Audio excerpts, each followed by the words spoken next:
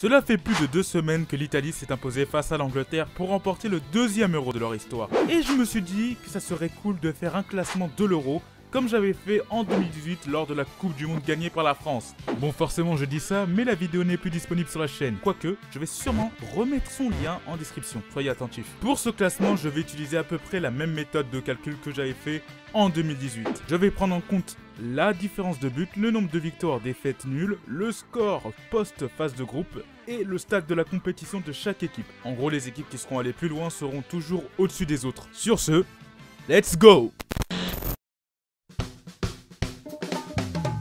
La phase de groupe.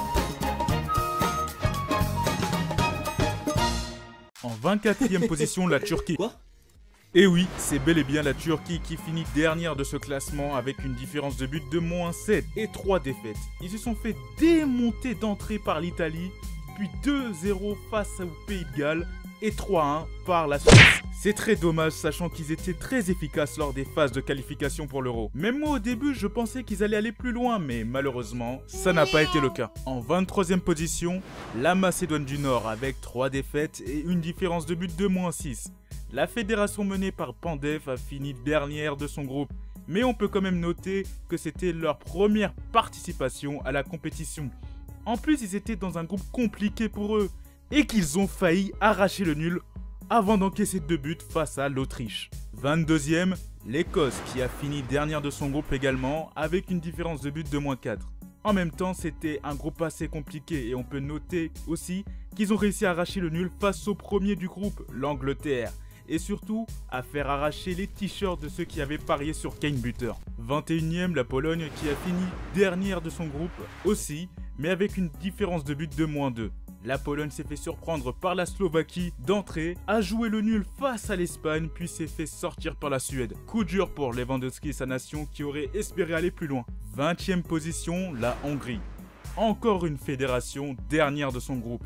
Mais aussi une fédération qui était dans le groupe de la mort avec la France, l'Allemagne et le Portugal. Que des favoris quoi. Malgré son statut d'outsider, la Hongrie a quand même prouvé qu'elle pouvait être dangereuse dans ce tournoi. Ils avaient quasiment mis à l'échec le Portugal avant de malheureusement encaisser 3 buts dans les arrêts de jeu. Ils ont ouvert le score d'abord une fois face à la France, puis 2 fois face à l'Allemagne avant de se faire rattraper par ces deux équipes. Une mention honorable quand même pour cette équipe qui a donné du fil à retordre aux favoris de son groupe.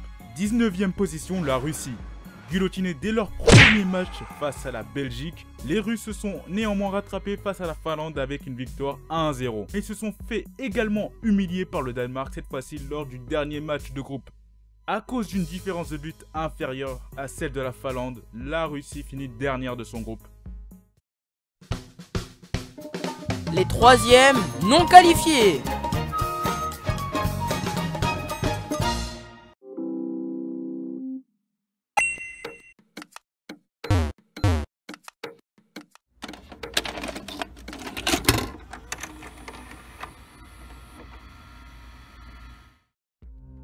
Depuis 1996, l'Euro se déroule avec une phase de groupe de 4 groupes de 4 équipes dont les 2 premiers sont qualifiés, puis une phase de finale à partir des quarts de finale, donc 8 équipes qualifiées. Mais depuis l'Euro 2016, l'UEFA a instauré une nouvelle règle afin d'intégrer les 8e de finale à la compétition en utilisant cette fois-ci 6 groupes de 4 équipes au lieu de 4, dont les 2 premiers de chaque groupe sont qualifiés d'office et les 4 dernières places restantes sont attribuées aux 4 meilleurs 3e des groupes. En gros, les 3e qui auront eu le plus de points et une différence de but supérieure aux autres seront qualifiés. Certains pratiquants du SUM critiquent cette règle, mais quoi qu'il en soit, on est à des années-lumière de la période où l'Euro se jouait dès les demi-finales. Bref, nous allons voir ensemble les équipes qui n'ont pas pu bénéficier de cette nouvelle règle. 18e place, la Slovaquie qui a fini 3e de son groupe, devant la Pologne, vue précédemment grâce notamment à leur victoire contre ces derniers.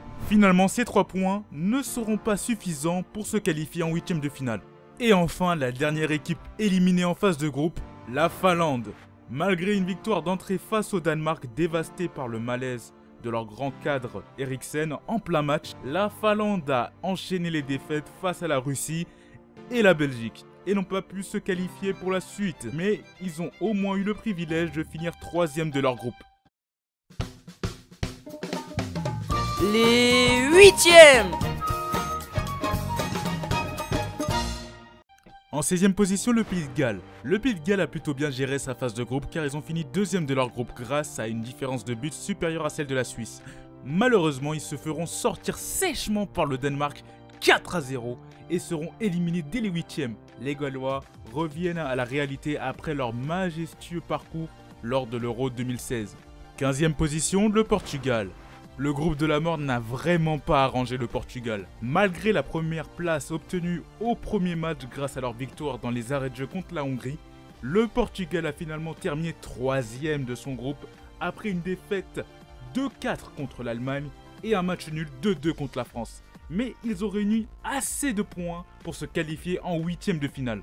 Ils tombent sur la Belgique en 8e et manquent d'efficacité face au but. Ils seront éliminés sous le score de 1-0. Les tenants en titre de l'Euro 2016 ne sont pas allés aussi loin que la précédente édition. Bon, malgré ça, ça n'a pas empêché Ronaldo d'obtenir un nouveau record et d'être le meilleur buteur de la compétition. 14e position, l'Allemagne qui faisait également partie du groupe de la mort. Ils perdent leur premier match contre la France grâce à un but du français de l'Allemand Mats Hummels contre son camp avant de se rattraper contre le Portugal puis faire un match nul contre la Hongrie signifiant leur qualification en 8e. Face à l'Angleterre qui les élimine. Tout comme le Portugal, les demi-finalistes de l'Euro 2016 ne sont pas allés aussi loin que la précédente édition. En 13e position, la Croatie. La Croatie a entamé difficilement l'Euro avec une défaite contre l'Angleterre et un nul contre la République tchèque. Mais ils ont réussi à se qualifier via une victoire contre l'Écosse. Malheureusement, la Croatie s'est encore fait sortir de l'Euro en 8e comme en 2016. Mais cette fois-ci face à l'Espagne dans un match complètement fou. 12e position, l'Autriche. Les Autrichiens se sont imposés 3-1 d'entrée, ont perdu face aux Pays-Bas, puis ont battu l'Ukraine lors du dernier match de groupe. Et ont fini donc deuxième de leur groupe avec 6 points. Le meilleur total de points obtenu en tant que deuxième d'un groupe. En 8e, ils se feront éliminer par l'Italie dans un match très serré. 11e place, la Suède. Franchement, la Suède, ils m'ont bluffé. Ils ont laissé le ballon à l'adversaire pour mieux les surprendre, notamment en phase de groupe. Et c'est ce qui leur a permis de finir premier de leur groupe. Malheureusement, ça n'a pas été très efficace aux Pokémon de type Ukraine qui les a battus dans les prolongations. Dommage que Zlatan soit blessé, ça aurait pu être incroyable pour la Suède. 10e place, la France. Oh là là là là là là. Que c'est dommage de sortir aussi rapidement quand on est favori. On avait pourtant bien commencé en finissant premier de notre groupe, mais on a perdu contre la Suisse dans un match complètement fou. Même les gens qui disaient que le foot c'est courir derrière un ballon pour gagner des millions, se sont mis à tweeter leur somme sur Twitter carrément. Même si ça a été très court, merci aux joueurs d'avoir représenté notre pays lors de cet Euro. Tous sauf l'anglais. Tu dégages!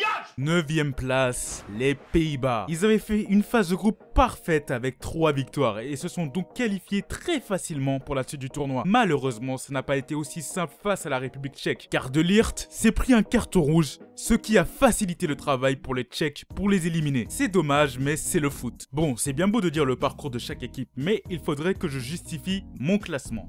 Pour moi, la 7e place du Pays de Galles me paraît cohérente, car leur qualification pour les week-ends se joue sur la différence de but et se sont fait chicoter comme jamais par le Danemark. J'ai mis le Portugal 15e place car ils ont fini 3e de leur groupe et c'est la seule équipe qui n'a pas réussi à passer les 8e parmi les 3e qualifiés. L'Allemagne et la Croatie avaient récolté le même nombre de points, la même différence de but et la même place en phase de groupe.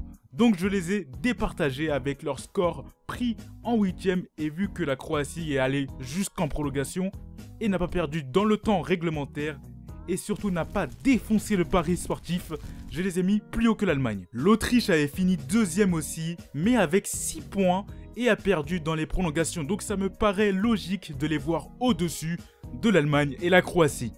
Ensuite, j'ai mis la Suède au-dessus de l'Autriche car la Suède a fini première de son groupe et est allée jusqu'en prolongation. Et enfin, au début, j'avais mis la France 9e car ils avaient fini premier du groupe de la mort.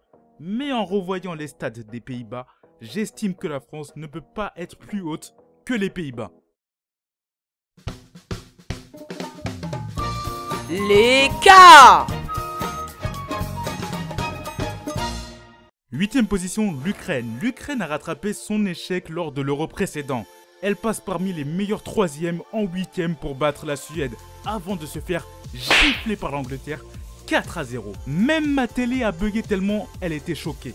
En 7ème position, la République tchèque, ou la Tchéquie comme vous voulez. Tout comme l'Ukraine, la République tchèque a largement fait mieux qu'en 2016 lors de cette édition. En effet, malgré une 3ème place obtenue, ils ont fait partie des meilleurs 3e et se sont donc qualifiés en 8ème pour éliminer les Pays-Bas. Ils seront finalement éliminés en quart de finale face au Danemark.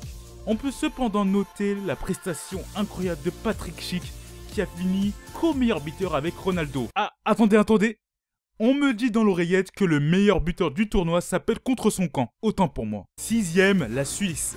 La Suisse s'est qualifiée parmi les meilleurs 3e en phase de groupe et s'est payé le luxe de battre la France en 8ème de finale, avant de perdre au tir au but face à l'Espagne. Les Suisses peuvent être au moins contents d'avoir fait mieux qu'en 2016. 5ème position, la Belgique qui a toujours aucun palmarès. En 4ème position, plus sérieusement, la Belgique a également gagné tous ses matchs de phase de groupe et ont éliminé le Portugal en 8ème, mais se feront éliminer plus tard face à l'Italie. Leur bonne prestation en phase de groupe m'a largement favorisé à les placer 5ème. Comme à l'Euro 2016, la Belgique n'ira pas plus loin qu'en quart. Le podium.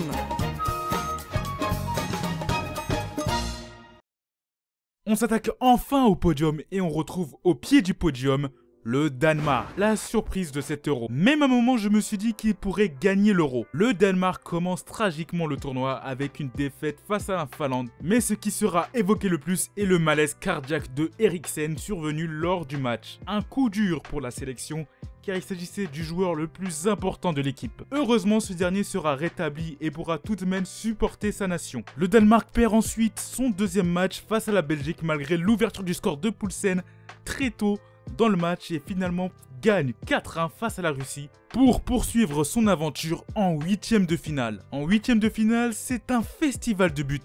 4-0 contre le Pays de Galles, puis leur mental l'emporte face à la République tchèque en quart de finale.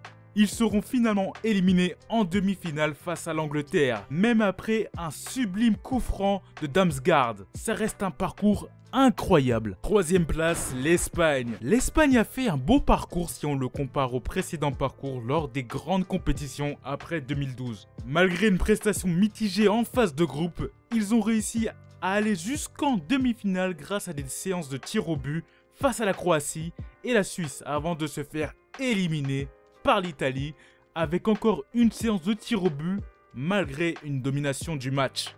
2ème place, l'Angleterre. Avant le début du tournoi, Southgate s'était fait critiquer à cause de sa liste des 26, jugée douteuse notamment à cause de la non-sélection de certains joueurs ou la sélection de 4 latéraux gauche. Ça n'a pas empêché le sélectionneur de mener son équipe jusqu'en finale en sortant première de son groupe et en éliminant l'Allemagne, l'Ukraine et le Danemark. Pas mal de fans anglais ont critiqué cette équipe, pourtant on est déjà à des années-lumière de l'ancienne génération maudite qui ne passe pas l'écart. Et enfin, les grands gagnants de cette édition, l'Italie. Quel incroyable parcours! Et dire qu'il y a 4 ans, ils n'avaient pas réussi à se qualifier à la Coupe du Monde 2018. Tout commence avec une phase de groupe parfaite. 3-0 contre la Turquie, 3-0 contre la Suisse, 1-0 contre le Pays de Galles. Ensuite, en phase finale, ils ont battu l'Autriche, la Belgique et l'Espagne pour enfin acquérir le trophée face à l'Angleterre. Roberto Mancini a fait tourner son effectif convenablement pour remporter cette coupe. Félicitations à l'Italie. Et voilà, voici mon classement pour cet euro. N'hésitez pas à dire ce que vous en pensez dans les commentaires. Aïe aïe aïe, ce fut une vidéo très longue à faire. Pas seulement parce que résumer le parcours de chaque équipe est long, mais surtout parce que je n'ai même pas vu 50% du tournoi. Car oui, contrairement à la Coupe du Monde 2018, je n'ai plus Beansport et mes cours n'étaient pas encore finis. J'ai dû revoir les stats et des résumés de matchs pour établir ce classement. De plus, j'ai réparti l'écriture, le record et le montage sur plusieurs jours au lieu de se précipiter à sortir la vidéo le plus tôt possible. Il faut que je profite de mes vacances quand même. Bref, si tu as apprécié cette vidéo, n'hésite pas à liker, à partager cette vidéo à d'autres fans de foot et à t'abonner si ce n'est pas déjà fait et active la cloche pour rater aucune vidéo. Allez, à plus!